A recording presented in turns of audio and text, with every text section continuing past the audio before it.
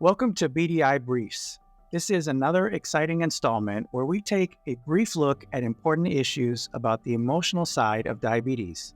Thanks for joining us today. I'm here with Dr. Bill Polanski, President of the Behavioral Diabetes Institute, and Dr. Susan Guzman, Director of Clinical Education at the Behavioral Diabetes Institute.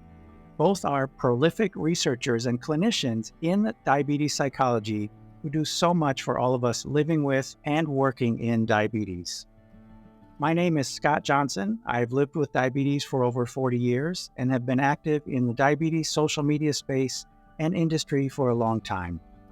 And with introductions out of the way, Bill, what are we talking about today? Thanks, Scott. I'm so glad you're here, and I'm so glad Susan's here. So we're going to do something a little different today. There's some important issues I want to address. And to get to those issues, I want to talk about this new study that was just published that really highlights something very important that we deal with quite a bit at the BDI. This is from our colleagues in Australia. First author is Elizabeth Holmes Truscott and her colleagues. And as you can see, the title is Insulin Right for Me? It's a web-based intervention. And this is a very unusual publication. It was extremely well done, published in one of our better journals. And it came to some really, the kind of conclusions you don't typically see, because this is one of the few studies I've seen published in quite a while where the results were negative. But negative means something really good, as we'll explain. So just to tell you a little bit about this study, if I can, it was what we call a randomized controlled trial, which is by far the kind of approach, the gold standard that tells us that we can trust the results. And this included, they identified almost 500 people in Australia, all of whom had type 2 diabetes, who were not on insulin and never taken insulin. And they randomly assigned about half of them to a quote-unquote intervention arm and the other half to a control arm. And they had them go through this intervention, which I'll describe in a minute, and then decided to evaluate how they were doing about a couple weeks later, and then a few months after that. And they quickly lost about 1/4 of the population, which was just part of the problem they ran into, which is part of how interesting the story. So what the intervention was this really cool website. I'm so jealous that they had this. And again, this website is, if I believe the title is Insulin Right for You. And it's this very fascinating multimedia site where someone could go on and learn about the positives and negatives of taking insulin, and really focuses on evaluating what are you concerned about? What do you think are the obstacles for things that keep you out or worried about taking insulin? They focused on 8 particular barriers and using all sorts of different approaches, looked at encouraging people to maybe think about it a little differently, seeing what an injection was really like, et cetera, et cetera, et cetera. So a really nice website. So they invited this intervention group in the study to please sometime over the next couple of weeks go to this website and check it out, look around. There was no formal directions. You may want to look at one of the obstacles or barriers to insulin. You may want to look at all of them, but just take a look and see what's of interest to you. And then they evaluated after the end of this 2-week period, and then months later, whether it made a difference. Now, the control group were just asked to visit another website that was just kind of boring information about, here's everything you need to know about insulin. Not very cool. What they found was, advance this here, it was disappointing. It turns out there was no significant, this is what we'll statistically significant difference between these two groups, intervention and control, in terms of really leading to any changes in their insulin attitude, and it didn't lead to any changes in their willingness or lack of willingness to take insulin. Turns out everybody improved a bit, but it was in both groups. And when they looked further, they found that it was less than half who ever bothered to look at more than just one of these pages or these barriers that was identified. In other words, the majority of people looked at nothing, or looked at maybe one thing on this website, but didn't really look at it thoroughly at all. And they looked further at that. They said, let's look at people who were more engaged, who really took a look and look at the different things on the website, really drill down, spend some time there. Turned out that didn't really lead to any substantially greater benefit at all. So that sounds disappointing, but it leads to these interesting conclusions. And here's, I think, the most important one. This is from the discussion. They say, look, thus, those most likely to benefit may have been least likely to participate and most likely to disengage following enrollment, a phenomenon also observed elsewhere. Elsewhere? Well, it's the story of our lives, right, Susan? I mean, we see this phenomenon every day. And the bottom line is, it leads us to think about this. The lessons that I take away from this, and I want to talk about with you guys, is that, look, when you're dealing with uncomfortable subjects, I don't mean people, I mean uncomfortable issues like topics. Gosh, do I really want to think about taking insulin, or I don't want to actually pay any attention to my blood sugar. What's probably going to be most useful is actually having a human conversation as opposed to go look at this website.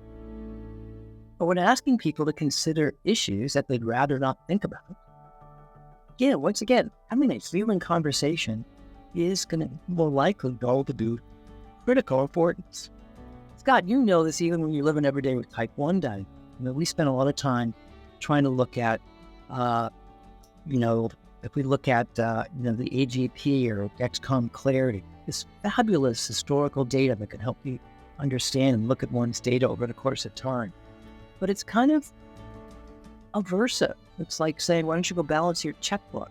There are a lot of people who are thrilled about that. But if you and I did it together, or there was someone else involved, it's potentially more possible to take a look at that and make some headway. And it's something we see and think about, I think about all the time. Certainly, one of the things I highlight at the BDI and season I've talked about endlessly is that people who are most likely to benefit from our help, who most need our help, are more likely to be just miserable in the face of the diabetes and disengage, are the people who are least interested in coming to see us. So it's this really important challenge. So let me just stop and say, what do you guys think of this? I mean, it's very curious to me, right? And as someone who is not involved in treatment and clinical discussions like this all the time, but I think, like a lot of good research, it leads to many more questions, right? Which deserve some time and attention. So yeah, it leads to a lot of questions for me. Yeah, and for me, that was like a politician's response. It's like, yeah, he's good at that. I always think about, as we're trying to reach more and more people, and one of the requirements that when we get funding is often, how do we scale this? How do we scale this? That's something that we're told all the time. And how do we scale human contact, in a way that feels authentic and engaging and respectful and individualized and all the things that we know really matter to people in general. And when we're talking, as Bill said, with very difficult topics, like about considering a medication that I absolutely don't want to be taking. And yet maybe there's good reason why I should, but to stand with that discomfort when you're just supposed to click in on your own, that website was beautiful and everything. But again, if it's not something that people are going to do, then whether it's scalable or not doesn't matter. I can't highlight enough how important this publication was, and how wonderful that Holmes, Truscott, and her colleagues would work so hard to put together such a nice manuscript and to review their data so honestly and say, look, here we have and I agree, is a really lovely intervention, but the people who you probably most would like to see it aren't going to probably volunteer to do so. So I think one of the things they mentioned in the article is, well, what about if they were maybe encouraged to look at this at the time when someone's really being recommended, that'd be more like, maybe. But my hunch is it really might make a difference if someone was going to sit there with, mobily well-trained diabetes educator or a brilliant diabetes psychologist or even a peer, someone who would just sit with them and say, let's I know you'd rather not look at this, but let's take a look. There's something about that human teamwork that I don't know how, I just don't know how we're going to figure out how to scale this up in the way that we're all trying to do so that it's possible for millions of people to perhaps benefit from, new ways of thinking about, for example, insulin. I do have this funny hope that things like AI and Chat GPT might take us, that there might be some way to make this so engaging and interesting. But maybe you don't need human beings involved. Maybe I'm just too old. It's kind of hard for me to imagine, but I have some hope that's possible. I don't know. What do you guys think? I think that there may be, there's something before we get to this point where, so the folks in this study were even financially incentivized to look at it, right? To chance to enter into a drawing for $100 Amazon gift card or something like that. So there was even some financial incentive, which quite honestly, that does a trick for me a lot of times, right? But I think that there's something prior to this engagement and education where a lot of people living with diabetes don't even want to think about their diabetes or think about thinking about their diabetes before we get to what are the tools we can use to educate them in a positive way, help get rid of some of the stigma and shame, and then beyond that, scaling that good positive education. So it's like many things with diabetes, it's kind of you peel off a layer of the onion and there's more below to learn and understand. Diabetes management and diabetes education are very labor intensive. They're highly hands-on and, take a lot of resources. And I'm not sure that what we really want to do that works is scalable unless there is a way to, maybe integrate AI or something like that. As much as that, I too hate to say that out loud. I do feel like if we are going to scale some of these interventions, it does have to give people the perception, at least, of connection and being individualized, and that they can relate to it in a more engaging way. It's so funny, we put together interventions like this, and we see how little important, how things can work. If I provide people with videos of their peers, or see someone who's being successful, how that can make a difference. All these things can work, but it requires helping people get to the point where they might be willing to actually look at them. And it's that aversive quality. Take medicine, for example, that says, well, I just would rather do almost anything else. And that's why I'm